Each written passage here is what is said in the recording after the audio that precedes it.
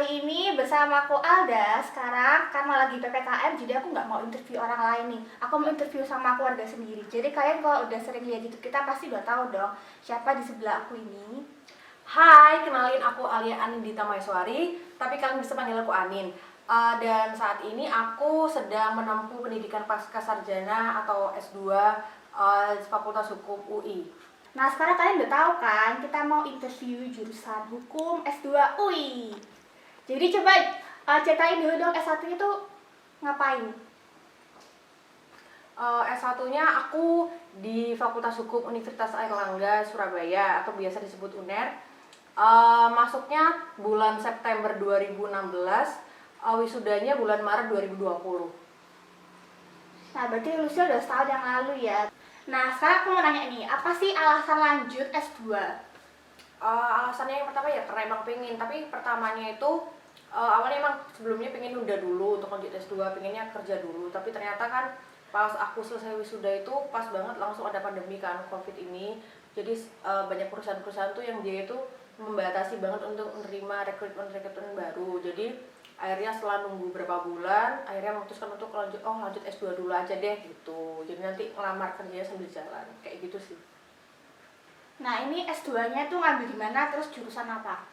Nah, S2-nya sekarang di UI, jurusannya Fakultas Hukum, Hukum Ekonomi. Kenapa ngambil jurusan itu?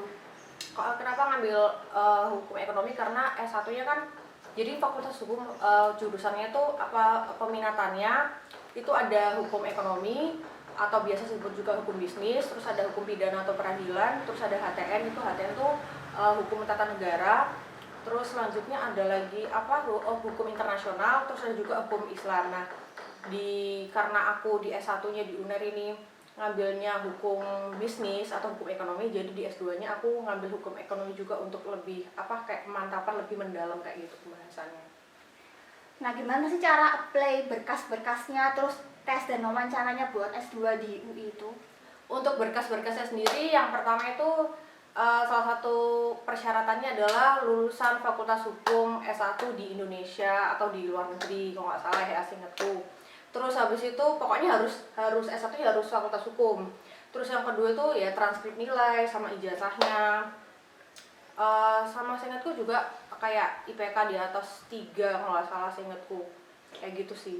Terus ya ikut tesnya, kalau tesnya itu aku kebetulan nggak ada wawancara, jadi cuma tes tulis aja. Karena waktu itu memang lagi pandemi kan, aku daftarnya itu sekitar November apa September gitu 2020. Jadi aku tesnya itu tertulis tapi via online. Jadi aku tesnya itu TPA itu tes potensi akademik sama bahasa Inggris. Nah ceritain dong gimana sih tesnya tuh belajar apa aja? Kalau tesnya sendiri karena materinya itu TPA ya sama bahasa Inggris, tes potensi akademik sama bahasa Inggris. Jadi aku nih belajar dari buku ini sih. Buku TPA Oto Bapenas. Jadi aku nih beli ini di online shop nih, ada di Shopee nih banyak. Jadi isinya itu ya tentang ya TPA ini, kayak misal pengukuran sudut, terus apalagi nih. Pokoknya barisan dan deretnya, pokoknya berkaitan sama TPA ini nih. Ini menurut aku lumayan lengkap banget dan lumayan rinci, lumayan jelas. Jadi pas ngerjain ini langsung paham sih kalau aku kayak gitu. Nah terus kira-kira susah nggak sih jadiin soalnya itu? Sebenarnya kalau yang untuk susah sih kalau menurut aku ya, kalau susah itu kan masing-masing orang ya, tergantung. Kalau aku susahnya itu untuk belajar itu di bagian angka-angka sih, hitung-hitungan gitu. Cuman untuk kayak bahasa Indonesia kayak untuk nalar analitik itu lumayan gampang. Nah terus kalau S2 ini berapa tahun? Kalau S2 tergantung kelas pagi apa kelas malam. Kalau kelas pagi itu minimal tuh 3 semester, jadi minimal tuh 1,5 tahun. Maksimalnya itu berapa ya? Lupa, pokoknya minimalnya itu 1,5 tahun minimalnya. Terus kalau untuk S2 minimalnya itu 4 semester atau 2 tahun. Berarti cuma bentar aja gitu ya, nggak lama-lama. Terus kalau misalnya tesisnya ini gimana sih penelitiannya? S2 kan kayaknya kan susah gitu ya. Gimana sih penelitiannya tuh kira-kira ke depannya, nggak tahu apa belum gambarannya? Untuk tesis sendiri ya kayak skripsi ya, kayak skripsi di S1, jadi ada seminar pratesis, terus ada tesis. Tesisnya sendiri tuh nanti di semester akhir setahuku ya. Nanti kalau misal mau ambil tesis di semester 3 ya semester 3. Setahu aku sih semester 3 sih biasanya. Terus kalau misalnya nggak lulus tesis nih gimana? Kira-kira ada DO-nya atau tetap sampai di bisa tesisnya sampai bisa kelar? Kalau setahu aku kalau misal DO itu kalau misal yang bersangkutan atau mahasiswanya itu pendidikannya itu udah melebihi jangka waktu yang ditentukan sama universitas. Nah ini aku lupa sih berapa lama maksimalnya untuk S2 ini. Berarti tergantung anaknya gitu ya? Iya tergantung masing-masing universitasnya sih. Kalau semakin cepat ya semakin bagus. Itu berapa soal terus berapa menit buat ngerjain? Kalau soal aku lupa, cuman kok soal tuh lumayan banyak, yang TPE tuh banyak, lumayan banyak, terus sama bahasa Inggris juga. Cuman seingatku kalau nggak salah ngerjainnya tuh start dari jam 8 pagi sampai setengah 12 siang. Nah, apakah yang lulus hukum itu kalau mau S2 harus linear jurusan atau bisa beda? Kayak misalnya ambil manajemen atau gimana? Oh yang S1-nya hukum? Ya, kalau mau S2 apakah harus linear atau bisa jurusan HI S2-nya atau jurusan manajemen S2-nya gitu? Oh, kok itu tergantung. Kalau dari S1-nya dari hukum, terus S2-nya mau ke misal mau keluar hukum ya kayaknya itu tergantung sama ini sih, sama persyaratan S2-nya yang dituju kayak gitu. Jadi terserah gitu ya? Tergantung persyaratannya yang diminta sama masing-masing universitas. Nah, terus gimana rasanya pengalaman pertama waktu kuliah S2? Kalau pengalaman pertama itu karena mungkin aku kan selama ini nggak pernah merasakan ya kayak kuliah online sebelumnya, karena kan pas aku wisuda itu masih kuliah offline dan wisuda pun masih offline, masih tatap muka secara langsung. Jadinya pas aku kuliah S2 pertama kali itu kan udah mulai online, itu sekitar Februari 2021 ini. Jadi awal-awal tuh kayak agak kagok gitu, jadi harus kayak menyesuaikan sama ritme belajar yang baru kan. Jadi kalau yang sebelumnya kan apa ya, kayak lebih enak aja kan kalau kuliah langsung, tatap langsung tuh bisa kayak mendengarkan tuh lebih enak, lebih jelas. Jadi sedangkan kalau lewat online, via online itu kadang-kadang tuh kayak sinyalnya kurang stabil tuh, jadi kayak dosennya menjelaskan menerangkan itu atau nggak sedang diskusi tuh kadang-kadang jadi kayak terputus-putus gitu, jadi kayak kurang enak gitu, kurang mantep kayak gitu. Terus teman-teman di S2 ini apa semuanya baru fresh graduate atau udah pada kerja?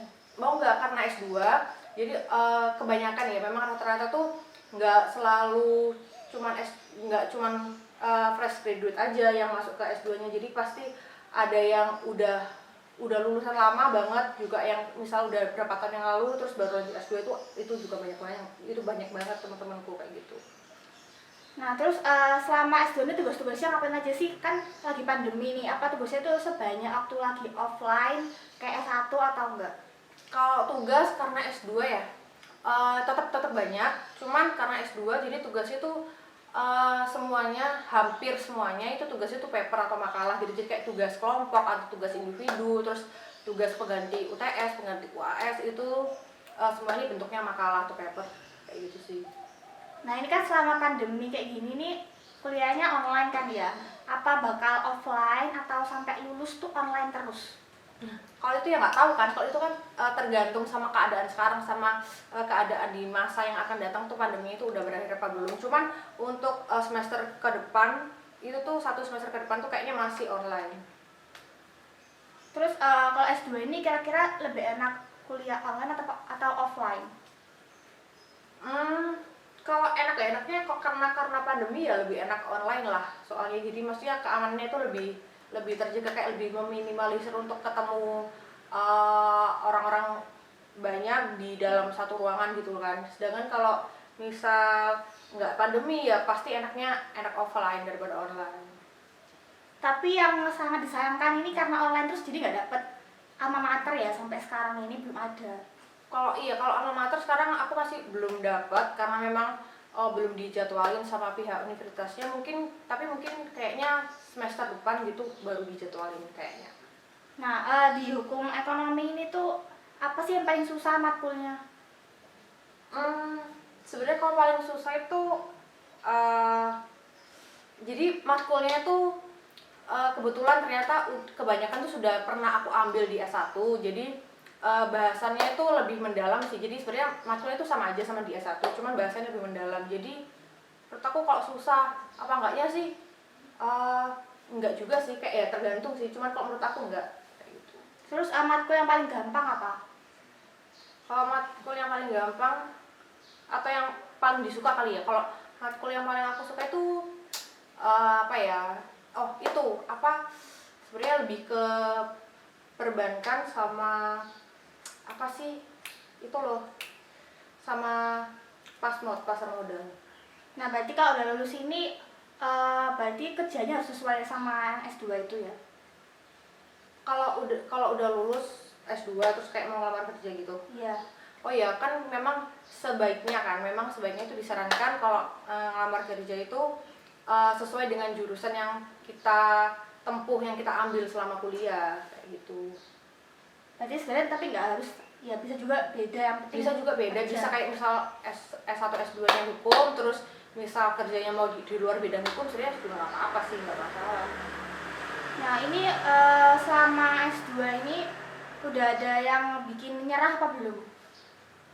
Kalau bikin nyerah, kayaknya sejauh ini belum ada deh, kayak soalnya alhamdulillah lancar-lancar aja sih, meskipun ya agak-agak kayak struggle itu kayak misal tugas-tugas itu kan banyak kan, kayak makalah, dan itu kayak di setiap mata kuliah itu pasti ada makalah.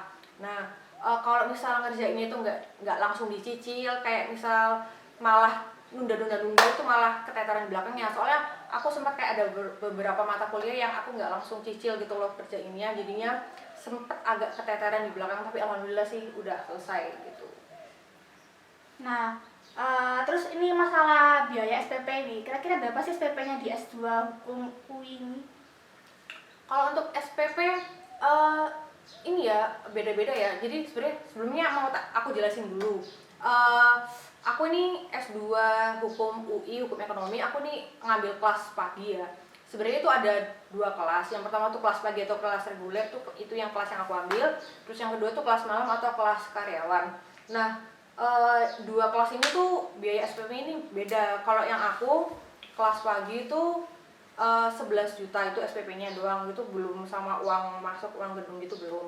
Terus kalau yang malam itu beda, kalau nggak salah 13 juta apa 12 gitu, aku lupa SPP-nya kayak gitu. Berarti sebenarnya nggak terlalu mahal juga ya, misalnya kalau dibandingin sama univ lain kayaknya tuh lebih mahal, kayak 13 juta, 15 juta gitu ya. Kalau univ lain aku kurang tahu sih, cuman yang tadi aku bilang, yang 11 juta pagi, yang 13 juta malam itu masih uang SPP doang, belum uang gedung. Kalau uang gedungnya kalau aku kemarin 10 juta, jadi 10 sama 11. Nah, terus di S2 ini dosen-dosennya tuh gimana sih tipikalnya itu? Kalau tipikal dosennya yang pasti lebih ini ya, lebih tegas gitu, kayak lebih tek gitu dibanding S1. Kalau S1 kan masih agak bisa kayak ya istilahnya kayak layang-layang dikit lah gitu. Maksudnya lebih bisa kayak agak chill gitu, dosen ini masih kayak agak oh ya nggak apa-apa gitu. Kalau S2 itu kayak langsung ayo kamu udah maksudnya tugasnya itu kita nggak diburu-buru untuk selesaikan tugas, cuman kayak ritme mengajarnya tuh tek kayak gitu. Berarti harus lebih cepat gitu ya kalau akan saya tugas gitu. Kalau iya. Terus apa aja do and don'ts buat anak S2? Kalau do and don'ts-nya tuh karena kayaknya di semua universitas itu apa namanya tugas-tugasnya pasti banyak, dan kayaknya di semua universitas itu untuk S2 kayaknya memang kebanyakan memang tugasnya makalah, paper. Jadi sebaiknya kalau misal kayak ada tugas gitu langsung dicicil ngerjainnya. Jadi meskipun deadline itu masih 2 bulan lagi, 3 bulan lagi, tapi at least sudah mulai dicicil, jadi biar tugas yang lain tuh nggak keteteran belakang kayak gitu. Terus ini harapannya apa ke depan setelah lulus S2? Ya harapan saya mau kerja di mana, mau ngapain? Harapannya kalau kerja sih sekarang memang lagi tetap apply ya, tetap berusaha apply, cuman memang masih belum rezekinya, maksudnya belum rezekinya untuk kerja dulu untuk saat ini. Mungkin rezekinya sekarang masih belajar dulu, maksudnya kuliah dulu lagi. Tapi kalau untuk apply tetap apply sampai sekarang. Jadi ya semoga harapannya secepatnya lah bisa sambil kerja juga. Nah, tadi udah ya, kalian udah tahu kan gimana sih S2 Hukum di UI itu, terus kayak gimana cara masuknya, terus perjuangannya, terus apa aja sih yang boleh dilakuin sama anak S2 sama yang nggak boleh. Jadi kalau kalian pengen banget masuk S2 karena daripada jadi pengangguran ya kan, daripada nganggur 1 tahun, jadi karena corona jadi ya udahlah ya S2 aja daftar. Nah jadi buat kalian yang pengen S2 itu langsung aja daftar. Terus di UI ini masuknya perlu nggak sih pakai tesis? Kan ada yang harus pakai ngerangka tesis gitu, kayak katanya di UNER ada kan. Oh, kalau itu kebetulan di pas tahun aku apply di September November 2020 itu nggak diperlukan proposal tesis, tapi kalau nggak salah seingatku di penerimaan yang selanjutnya itu kayaknya seingatku ya, kalau nggak salah itu diperlukan proposal tesis kayak gitu. Jadi tergantung kampusnya gitu. Tergantung persyaratan yang diminta sih, kayaknya persyaratannya mungkin tiap tahun nanti berbeda mungkin. Oke, sekarang udah banyak ya pertanyaan yang aku tanyakan tadi. Sekarang kalian tinggal milih aja mau S2 hukum di mana, terserah, nggak harus. Kalau kalian pengen di UI ya coba aja di UI, kalau pengen di yang lain ya coba aja, daripada nganggur ya. Jadi oke deh semuanya, makasih ya nonton kita. Jangan lupa subscribe, Like dan komen. Dadah. Dadah.